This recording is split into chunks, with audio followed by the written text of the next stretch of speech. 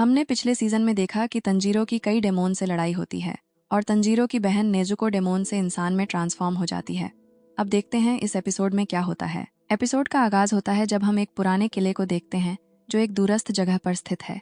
यह किला काफी समय से वीरान पड़ा था क्योंकि यह एक रिमोट लोकेशन में था। डेमोन्स ने इसे अपना अड्डा बना लिया था और आसपास के गांव वालों को पकड़कर ला रहे थे। इनसे निपटने के लिए सरपेंट हशरा ओबेनाई और विंड हशरा सानेमी को भेजा गया था। उनके साथ 2 और डेमो स्लेयर्स भी थे। तभी ये लोग एक डेमोन को देख लेते हैं जो एक महिला को पकड़कर ले जा रहा था। उसका पीछा करते हुए ये लोग भी किले के अंदर चले जाते हैं। किले में कई सारे डेमोन्स छुपे हुए थे जो एक डेमोन स्लेयर पर हमला करता है, पर ओबेनाई उस डेमोन का सिर धड़ से अलग कर देता है। फिर हम देखते हैं कि बहुत सारे डेमोन्स इन पर अटैक कर देते हैं, लेकिन हशरा उनकी गर्दन काटकर उन्हें मारना शुरू कर देते हैं। हशरा बाकी दोनों डेमो स्लेयर्स को बाहर जाने को कहते। अब उस महिला की चीख सुनकर सानेमी ऊपर जाता है जहां बहुत सारे डेमोन्स बैठे हुए थे। सानेमी विंड ब्रीदिंग के सेकंड फॉर्म का उपयोग कर उन्हें मार देता है। अब डेमोन समझ जाता है कि ये दोनों मामूली डेमो स्लेयर्स नहीं हैं। फिर हम देखते हैं कि वह तुरंत भागना शुरू कर देता है। सानेमी उसका पीछा करता है। फिर ओबेनाई सानेमी से कहता है कि तुम जाकर उस औरत को बचाओ, मैं इन डेमोस को अकेले मार दूंगा। फिर वह ब्रीदिंग के थर्ड फॉर्म का उपयोग कर इन सभी राक्षस को काट देता है। सानेमी भी विंड फॉर्म का उपयोग कर बाकी राक्षस का सफाया कर देता है। अब यह देखकर वह राक्षस खुद ही औरत को फेंक देता है। फिर सरपेंट हशरा आके उसे पकड़ लेता है। फिर वह राक्षस वहां से भागने लगता है। फिर दोनों हशरा उस राक्षस का पीछा करते हुए जब उसके घर के अंदर कूदते हैं तो वे अपने सामने इन्फिनिटी कैसल को देखते हैं।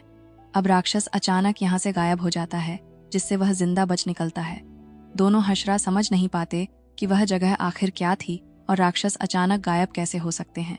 फिर सरपेंट हशरा विंड हशरा से कहता है, शिनाजुगावा, ये क्या था? राक्षस कहाँ चले गए? फिर वहां जवाब देता है, मुझे क्या पता। दूसरी तरफ हम कानियों को देखते हैं जो एक मिशन करके वापस लौट रही थी और सीधा शिनोबू से जाकर मिलती है। फिर शिनोबू उसे बताती है, स्वॉर्डस्मिथ विलेज के मामले की जानकारी जैसी मैंने पहले दी थी।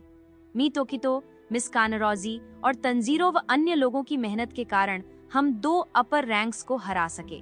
साथ ही नेजुको ने सूरज पर विजय प्राप्त कर ली है।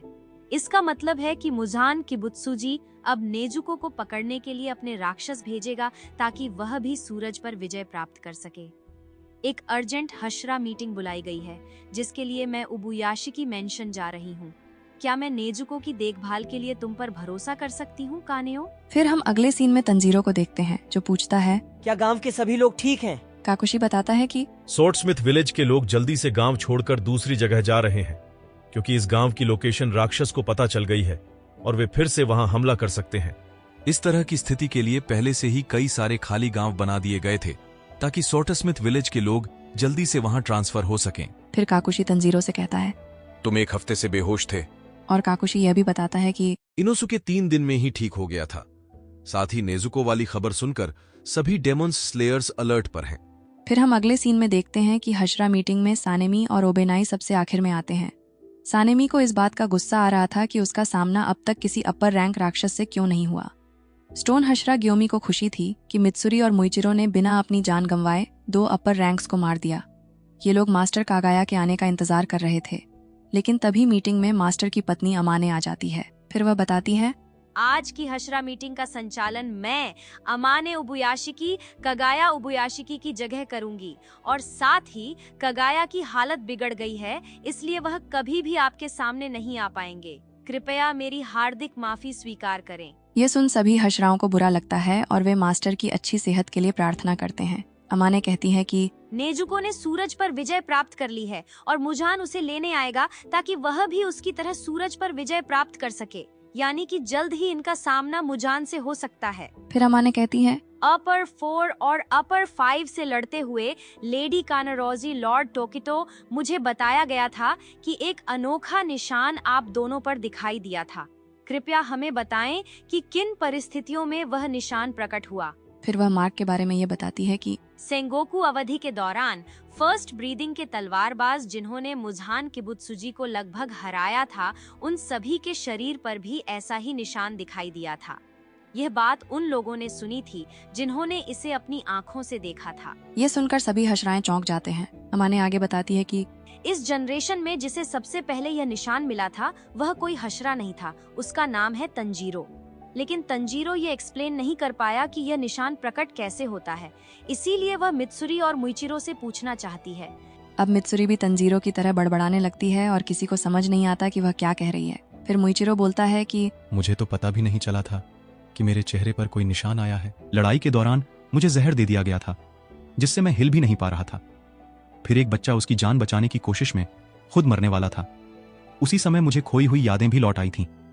जब निशान प्रकट हुआ था तब मेरे दिल 1 मिनट में 200 बार धड़क रहा था और मेरे शरीर भी काफी गर्म होकर 102 डिग्री सेल्सियस पर पहुंच गया था। इन 2 कंडीशंस की वजह से ही शायद मेरे पर वह निशान प्रकट हुआ था। फिर शिनोबू कहती है कि उस निशान को हासिल करना बहुत मुश्किल काम है। फिर हम देखते हैं कि अब अमाने चाहती थी कि सभी हशराएं निशान को प्रकट करना सीख जाएं ताकि वे लोग और भी स्ट्रांग बन सकें। इतना कहकर वह वहां से चली जाती है और गियू भी वहां से जाने लगता है। फिर सानेमी गुस्से में कहता है कि अभी मीटिंग पूरी नहीं हुई है। जिस पर गियू बोलता है कि तुम लोग आपस में बात कर लो। मुझे कोई मतलब नहीं है। फिर दोनों की लड़ाई होने ही वाली थी कि गियोमी उन्हें शांत कर देता है। फिर अगले सीन में हम देखते हैं बटरफ्लाई मेंशन में नेजुको तंजीरो को कसकर गले लगाती है। तभी इनोसुके भी वहां आ जाता है और कहता है, नेजुको, तुम आखिरकार बोलने लगी हो। क्या इसका मतलब है कि हम दोनों शादी करने वाले हैं? तुम चांदनी में तो प्यारी दिखती हो, लेकिन सूरज की रोशनी में तुम गजब की खूबसूरत हो।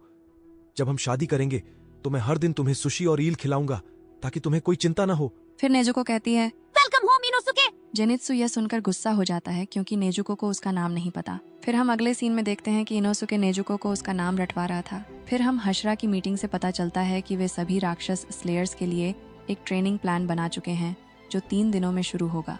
फिर हम अगले सीन में देखते हैं कि मास्टर टेंगन स्वॉर्डस्मिथ को ट्रेनिंग करवा रहे हैं, लेकिन ट्रेनिंग डेमोन स्लेयर्स के लिए काफी कठिन होती है। फिर हम देखते हैं कि सर टेंगन कहते हैं, पहले वे तोकितो की रैपिड मूवमेंट ट्रेनिंग से गुजरेंगे, उसके बाद कानरोजी की फ्लेक्सिबिलिटी ट्रेनिंग जो कि नर्क के समान है, फिर इगुरो के पास जाएंगे जो उनकी तलवार कला को सुधारेंगे, और फिर शिनाजुगावा की बारी आएगी। अंत में मिस्टर हाइमेजिमा की मसल एम्प्लीफिकेशन ट्रेनिंग होगी। फिर अगले सीन में तंजीरो के पास एक कौआ आता है जो उसे एक पत्र देता है, जिससे तंजीरो को पता चलता है कि टोमियोका हशरा ट्रेनिंग में हिस्सा नहीं ले रहे हैं। फिर हम अगले सीन में देखते हैं कि मास्टर कगाया की सेहत बहुत ज्यादा खराब हो गई है। इसके बाद हम तामायो को देखते हैं जिनके पास मास्टर कगाया का मैसेंजर क्रो आता है और तामायो से बोलता है, क्या आप हमारे साथ मिलकर मुजान के बुत्सुजी को हराने के लिए काम करेंगी? कृपया उबुयाशी की मेंशन आए। और इसी के साथ यह एपिसोड का एंड होता है। धन्यवाद दोस्तों, मिलते हैं अगले वीडियो में। तब तक के लिए खुश रहें, सुरक्षित रहें और अपने पसंदीदा शो का आनंद लेते रहें।